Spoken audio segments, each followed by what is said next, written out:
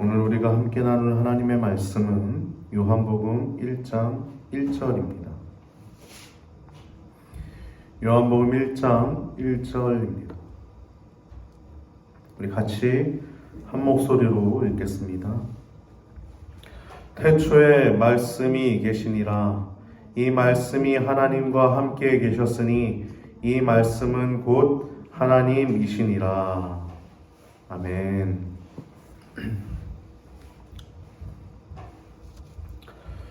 오늘은 성탄 후 제1주 주일로 예배를 지키고 있는데요.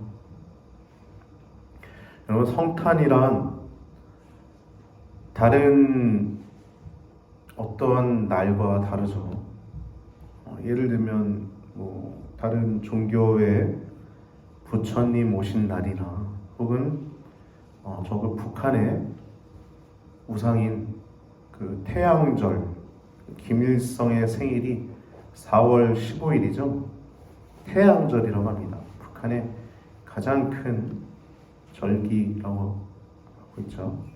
태양절. 즉, 여러분, 성탄이라고 하는 것은 인간의 어떠한 나심과는 다르죠. 부처님이 세상에 나셨고 또 김일성이가 세상에 났고 그런 거랑은 다른 것이 성탄입니다. 즉, 성탄이라고 하는 것은 하나님께서 이 땅에 인간의 몸을 입고 오신 날이 성탄입니다. 성탄. 그래서 우리가 어저께는 성탄절이었는데요. 그래서 메리 크리스마스라고 하지 않습니까? 즐거운 성탄절, 즐거운 성탄일이라고 메리 크리스마스라고 우리가 인사도 하고 그랬는데요.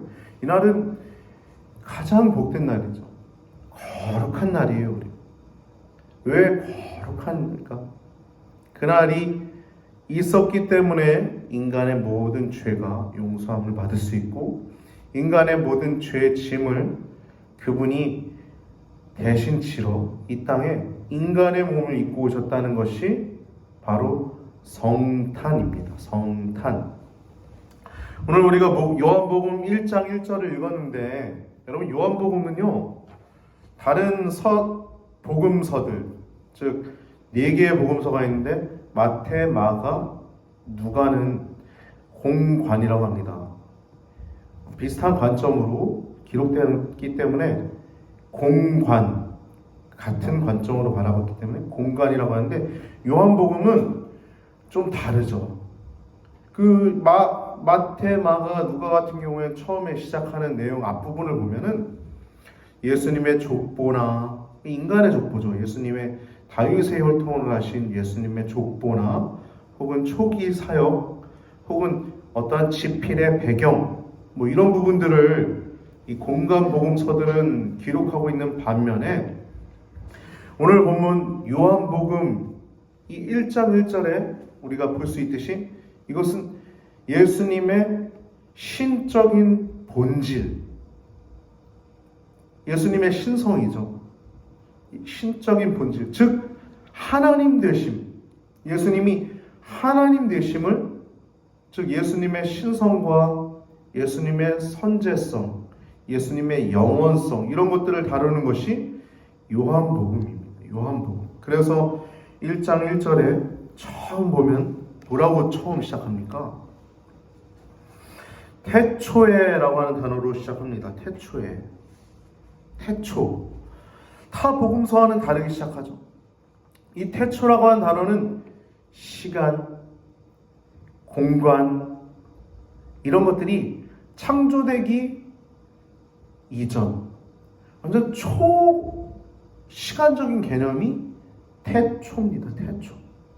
즉 예수님은요 창세 이전에부터, 즉 창조보다도 훨씬 이전부터 아무것도 없을 때부터 계셨던 하나님이라는 존재라는 겁니다. 이 태초에라고 하는 단어에서 알 수 있듯이 예수님의 선제성, 예수님의 신성을 다루는 것이 요한복음이에요. 요한복음. 그 사랑하시는 제자 사도 요한이 쓴 요한복음에는 예수님의 선제성 먼저 계셨다는 거죠. 그리고 예수님의 신성을 다루고 있어요. 그래서 요한복음 8장 58절에 보면 아브라함이 나기 전부터 내가 있느니라 라고 유대인들에게 말씀하지 않습니까? 근데 팩트는 뭡니까? 아브라함이 뭡니까? 그 전 세상이 만물이 창조되기 이전부터 예수님 계셨죠. 팩트는. 요한복음 6장 33절에서 38절까지의 말씀 보면 만나 이야기를 하세요. 예수님이 모세를 통해서 내린 그 만나는 모세가 준 게 아니라 하늘에 계신 아버지께서 하늘에서 내린 떡이다라고 말씀하고 있죠. 그러면서 그 만나를 얘기하면서 하늘에서 내려온 떡을 얘기하시면서 내가 생명의 떡이다라고 말씀하고 있어요. 내가 생명의 떡이다. 내가 하늘에서 내린 떡이다 라고 말씀하시면서 38절에 보면 6장 38절에 보면 내가 하늘에서 내려온 것은 이라고 말씀하고 있어요. 즉 예수님의 존재는 원래 거처가 하늘 보좌였다는 거예요. 하늘 보좌. 하늘의 보좌에서 그 보좌에서 내려오시고 그 보좌에서 내려오신 걸 넘어서서 인간의 하나로 인간의 몸을 입고 이 땅에 오셨다는 것이 바로 성탄이에요. 성탄. 요한복음 17장 5절에서도 예수님이 체포되시기 전에 겟세마네에서 기도하실 때도 이렇게 기도하시죠.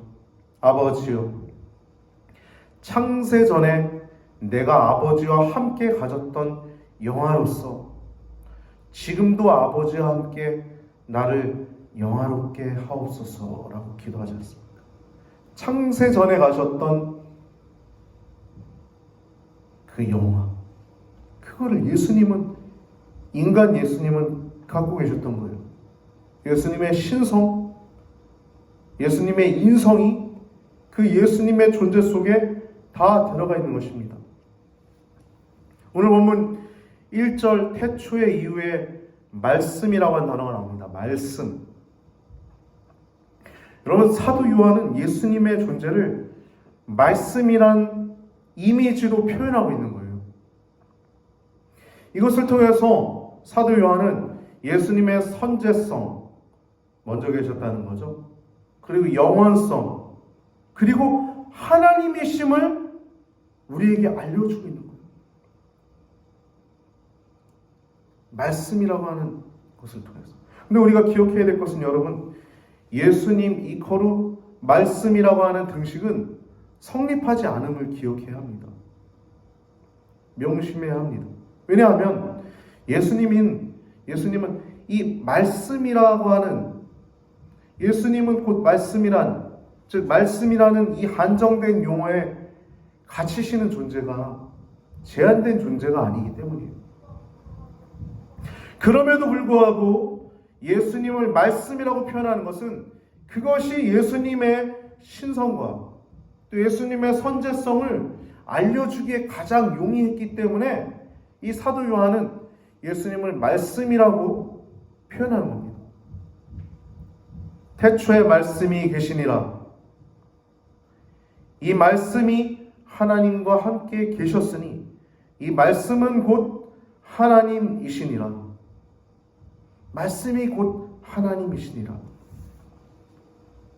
이 말씀 보면요, 하나님의 아들 예수님은 삼위일체, 제1격 하나님, 제2격 하나님, 제3격 하나님, 존재가 다른 거예요.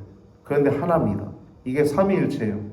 제1위는 성부 하나님, 제2위는 성자 예수님, 제3위는 성령 하나님인데, 이 세 개의 하나님이 이 3위의 하나님, 제1위, 제2위, 제3위인 하나님의 존재가 하나다라고 하는 것이 정통 기독교의 핵심 교리입니다. 핵심 교리. 우리 제대로 된 기독교는요, 삼위일체를 믿습니다. 우리 카톨릭에도 삼위일체 교회라고 이렇게 써 있는 것도 이렇게 제가 부평인가 뭐 이렇게 본 것 같은데요. 부평 성전인지 그쪽에서 이렇게 뭐 카톨릭 천주교에서도 뭐 그렇게 얘기를 하는데, 물론 천주교에서 마리아 숭배하고 교황의 권위가 좀 그런 문제가 있긴 하지만, 여하튼 삼위일체라고 하는 것은 정통 기독교의 핵심 결입니다. 핵심 결이에요. 1절 하반부에 보면 이 말씀이 하나님과 함께 계셨다. 1절 중반부에, 즉 예수님이 하나님과 함께 계셨다는 거죠. 하나님과 함께 계셨던 분이 이 땅에 오신 거예요. 근데 1절 하반부 보면 이 말씀은 곧 하나님이시라. 그러니까 하나님과 함께 계셨는데, 예수님이 이분이 곧 하나님이라는 거예요. 이게 바로 삼위일체거든요. 즉 독립된 존재, 별개의 존재. 그러니까 하나님이랑 함께 계셨으니까 같진 않잖아요. 같이 계셨다는 거잖아요. 그렇죠? 이해되셨어요? 하나님과 함께 계셨으니까 별개라는 거예요. 독립된, 하나님과는 별개. 그런데 이 말씀이 곧 하나님이시니까 독립된 존재지만 같은 존재라는 거예요. 이해하기 어렵죠? 이거 설명하려고 그러면 어려운 겁니다. 그냥 그렇게 알면 되는 거예요. 삼위일체 하나님, 성부, 성자, 성령 하나님. 이것이 바로 우리 기독교, 성경이 말하고 있는 핵심 교리예요. 수많은 이단들이 이 삼위일체의 교리를 배격하죠. 어디에서 가장 문제가 되냐면 이 논쟁의 핵심 가운데 가장 중요한 기독론입니다. 기독론. 즉 예수님의 신성의 유무, 여기에서 이단들이 나오는 거예요. 예수님의 신성.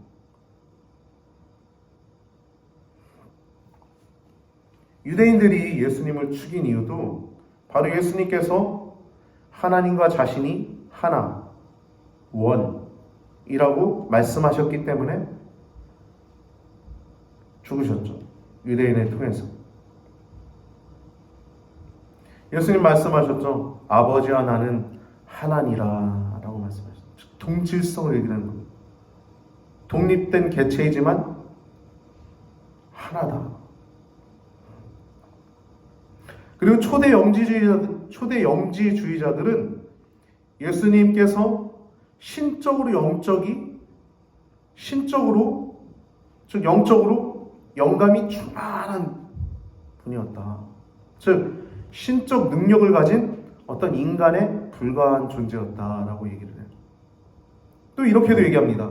그리스도는 인간 예수에게 내려와 있다가 십자가에 달려 돌아가시기 전에 떠났다라고 해괴한 이론을 이 영지주의자들이 펼쳤습니다.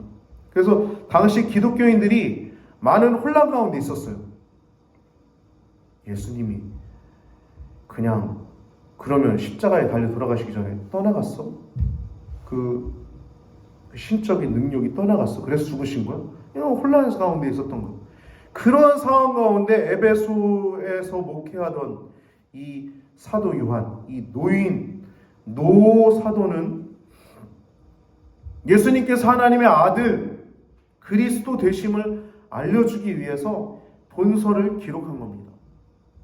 본서의 서두에서부터 예수님의 신성을 강조하는 태초에라고 하는 단어가 들어가고 있는 거예요. 동시에 인성을 간과하지 않기 위해서 분명한 말씀들을 요한복음 안에 전하고 있죠. 14절 말씀 보면 말씀이 육신이 되어 우리 가운데 거하심에 우리가 그 영광을 보니 아버지의 독생자의 영광이요 은혜와 진리가 충만하더라. 예수님의 성육신을 이 몸, 영어로 body라고 하는 단어를 쓰지 않고 말씀이 육신이 되어라고 하는 육신, 영어로 flesh라고 하는 단어를 쓴 이유는 몸보다 더 거칠고 또 강력한 단어인 육신이라고 하는 단어를 쓴 이유는 단지 그 당시에 육체를 잠시 빌려 입었다든지 혹은 마치 유령처럼 인간의 형체를 띈 것처럼 보였을 뿐이었다든지 이런 헛된 가르침을 배격하기 위해서 말씀이 육신이 되어 우리 가운데 거하심에 우리가 그 영광을 보니 아버지의 독생자의 영광이요 은혜와 진리가 충만하더라 라고 말씀하고 있는 거죠. 즉 예수님은요 육체를 잠시 빌려 입은 것도 아니고 또 유령처럼 인간의 형체를 하고 오신 것이 아니라 진짜 인간의 몸을 입으시고 이 땅에 오셔서 33년 동안 임마누엘 하셨고 마지막으로 임무를 완수하신 후에 십자가 위에서 다 이루었다 임무 완수하시고 모든 인간의 죄짐을 지시고 십자가 형벌을 받으신 분이 우리 구주 예수 그리스도이십니다. 마태복음 1장 18절에서 23절까지 말씀 보면 예수 그리스도의 나심은 이러하니라. 그 모친 마리아가 요셉과 정혼하고 동거하기 전에 성령으로 잉태된 것이 나타났더니 그 남편 요셉은 의로운 사람이라 저를 드러내지 아니하고 가만히 끊고자 하여 이 일을 생각할 때 주의 사자가 현몽하여 가로되 다윗의 자손 요셉아 내 아내 마리아 데려오기를 무서워하지 말라. 저에게 잉태된 자는 성령으로 된 것이라. 아들을 낳으리니 이름을 예수라 하라. 이는 그가 자기 백성을 저희 죄에서 구원할 자이심이라 하니라. 이 모든 일에 된 것은 주께서 선전하신 말씀을 이루려 하심이니 가라사대 보라 처녀가 잉태하여 아들을 낳을 것이요 그 이름을 임마누엘이라 하리라 하셨으니 이를 번역한즉 하나님이 우리와 함께 계시다 함이니라. 요셉에게 동정녀에게 애가 잉태했으니까 요셉이 고민하는 거예요. 저 여자가 누구랑 눈이 맞아서 어쩐 일로 저렇게 잉태했는가 하고 이 의로운 자 요셉이 가만히 끊고자 할 때 주의 사자가 현몽해서 요셉에게 말씀하는 겁니다. 첫 번째 그의 이름을 두 가지로 얘기하는데 하나는 예수라 하라. 그가 자기 백성을 저희 죄에서 구원할 자이시나. 여러분 예수님이라는 이름은 자기 백성을 저희 죄에서 구원하시기라 구원할 자이심이라 라고 하는 의미가 이 예수님 이름 예수님 죄를 담당하시는 분 예수님 뿐만 아니라 23절에 보면 우리가 분명히 알 수 있듯이 임마누엘이라고 하는 이름을 또 말씀합니다. 주의 사자가 이를 번역한즉 하나님이 우리와 함께 계시다 함이라. 즉 자기 백성의 죄를 담당하시게 오신 분이 하나님이시라는 거예요. 예수님의 인성, 예수님의 신성을 우리는 알 수 있죠. 요한계시록 1장 17절에서 20절 말씀 보면 반모섬에서 이 요한계시록을 기록한 이 요한이 먼저는 요한복음을 먼저 기록했었죠. 그리고 내려오는 전승에 따르면 죽음을 당할 뻔했던 요한이 그 죽음을 당하지 않고 하나님이 살리셔서 이 분을 죽이질 못하니까 이 반모섬으로 유배되는 이야기가 전승으로 내려오고 있습니다. 그래서 반모섬에 유배가 됐는데 거기서 요한계시록을 기록하게 되는데 어떻게 기록하냐면 예수님이 그분에게 나타나셔서 기록하게 되죠. 그래서 요한계시록은 예수님이 요한에게 보여주신 그 환상들을 기록한 겁니다.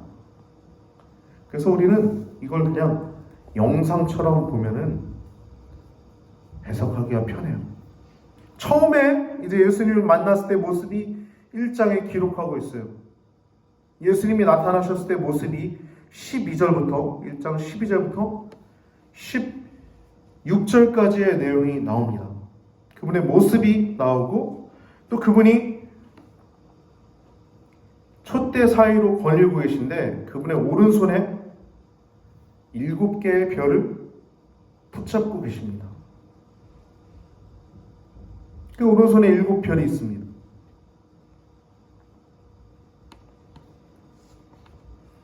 이 반모섬에서 만난 예수님이 자신에게 인류 최후에 있을 심판, 예루살렘 도래, 예루살렘 성, 거룩한 성 예루살렘 성이 내려오고 또 패역한 성 바벨론이 멸망당하는 내용들이 요한계시록 안에 쭉 등장하고 있죠.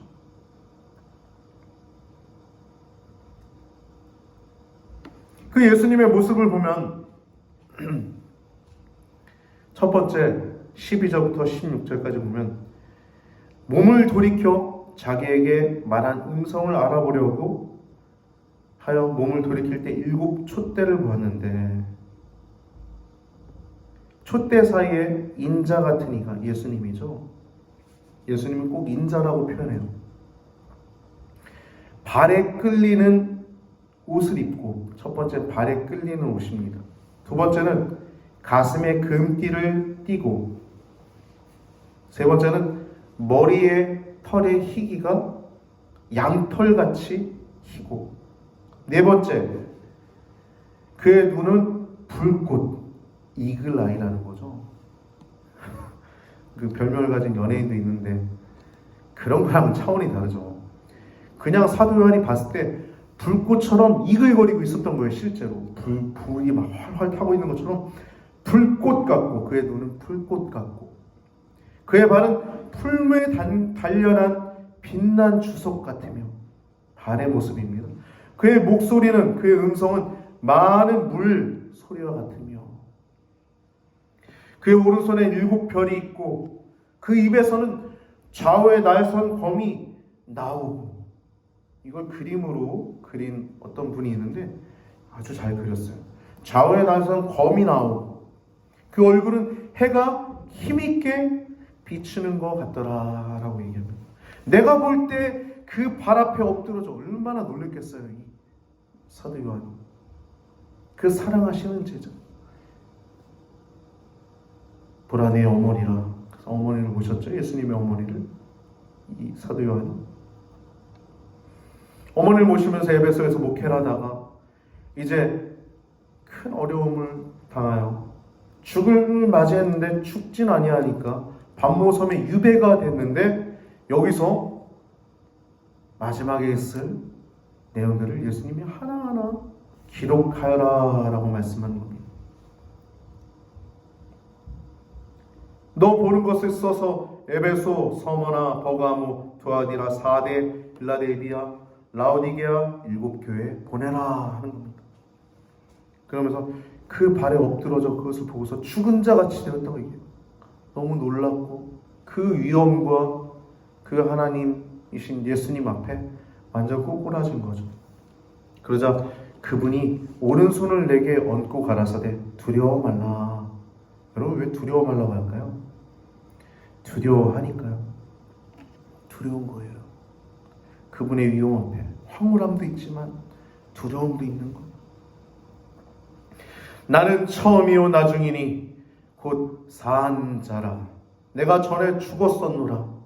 볼지어다 이제 세세토록 살아있어 사망과 음부의 열쇠를 가졌느니, 그러므로 내 본 것과 이제 있는 일과 장차 될 일을 기록하라. 내 본 것은 내 오른손에 7별의 비밀과 7금 촛대라. 7별은 7교회의 사자유, 7 촛대는 7교회니라. 아멘. 여러분, 교회는요 위대한 존재입니다. 예수님이 핏값으로 사신 위대한 존재예요. 성도가 교회잖아요. 또 교회가 있지 않습니까? 교회는요, 예수님이 그 사이로 다니시면서 교회를 둘러보고 계시는 위대한 존재입니다. 근데 여러분, 우리가 기억해야 될 것은 마태복음 16장 16절에서 17절 말씀, 그 베드로가 고백한 내용이죠. 베드로가 대답하여 이르되 주는 그리스도시요 살아계신 하나님의 아들이십니다 라고 얘기하니까 예수님이 이렇게 말씀하시죠. 바요나 시몬아, 이를 내게 알게 한 이는 혈육이 아니요 하늘에 계신 내 아버지이시니라. 아멘. 여러분, 예수님이 하나님이심을 고백하고 예수님이 하나님이심을 발견하고 그분이 나의 죄를 위해서 십자가에 죽으셨다는 것을 알게 한 것은 우리의 혈육도 아니라 하늘에 계신 아버지 하나님께서 우리에게 알게 하신 것입니다. 할렐루야. 여러분, 우리는 성도로서 교회로서 그렇게 부르심을 받았을 때는 우리만 구원받으라고 부르신 것이 아니라 문 영혼들을 향하여 가서 그 영혼들이 당신의 죄도 예수 그리스도께서 당신의 죄를 위해서도 죽으셨습니다 라고 하는 그 고백을 하게 하기 위해서 예수님이 우리를 구속하셨음을 기억하시고, 인간이 예수 그리스도를 발견하고 고백하는 것은 오직 하나님의 은혜로 가능함을 기억하시고, 그 하나님이신 예수님, 참 인간으로 오신, 인간의 몸을 입고 오신 예수님임을 이 성탄 후 제1주 예배를 통해서 기억하시고, 그 하나님이신 예수 그리스도를 위해서 여러분의 자존심도 버리고 여러분들의 어떠한 이 땅에서 살아가는 모든 어떠한 배부름이나 안이나 절제하지 못하고 그냥 안주하고 있는 삶, 거기서 벗어나서 정진하는, 앞으로 달려가는, 정말 최선을 향해 달려가는 우리 귀한 성도님 되시길 바랍니다. 뒤에 있는 것을 보지 아니하고 표대를 향해 달려가서 문 영혼들을 구원하고 문 영혼들을 복음을 전하고 또 나도 살고 영혼들도 살리는 귀한 성도님들 되시길 우리 구주 예수님의 이름으로 축복하며 축원을 드립니다. 함께 기도드리시겠습니다. 태초에 말씀이 계시니라. 이 말씀이 하나님과 함께 계셨으니 이 말씀은 곧 하나님이시니라. 하나님이신 예수님, 그 보좌에 계셨으면 편했을 텐데 아버지의 뜻과 아버지의 계획에 순종하여 이 땅에 오셔서 친히 십자가를 지고 그리고 십자가에 달려 모든 물과 피를 다 흘리시며 다 이루었다 말씀하신 예수님, 이 기쁨의 성탄의 기쁨을, 이 성탄절날 이 성탄의 이 절기를 우리가 기리며 나를 구원하신 하나님께 감사한 인생들 되게 하여 주옵소서. 하나님, 깨어있는 인생 되게 하여 주옵소서. 지나간 것들 돌아보는 자가 아니라 앞에 있는 믿음의 부르심의 상을 향해 쫓아가는 성도들 되게 하여 주옵소서. 감사합니다. 이제 2021년도 마무리되는데 2022년도 또한 아버지 하나님의 능력과 사랑과 권세 아래에서 우리가 하나님의 자녀로서의 권리를 누리며 온전히 우리가 예수 그리스도를 영접했듯이 우리의 왕으로 오신 예수님을 온전히 왕으로 모시게 하시고, 그 영접이 우리가 단순히 모셔드리는 것이 아니라 왕으로 오신 예수님을 우리의 심령 가운데 온전히 세우게 하시고 종되어 주님의 그늘 아래서 평안하고 또한 문 영혼들을 구원해내는 귀하고 복된 성도들로 우리 인도하여 주옵소서. 드려진 예물을 위해 기도합니다. 주님, 작은 예물입니다. 그러나 자원하며 최선을 다하여 드린 예물이오니 받아주시고 하나님 뜻대로 잘 써주시옵소서. 감사합니다. 앞으로 송구영신 예배와 또 이제 2021년도를 마무리하고 이제 2022년도로 우리가 출발할 터인데 주의 영광이 더 환하게 비치게 하여 주시옵소서. 감사하고 찬양하며 만물을 붙드실 뿐만 아니라 교회를 붙들고 계시는 우리 구주 예수님의 이름으로 간절히 기도드리옵나이다. 아멘.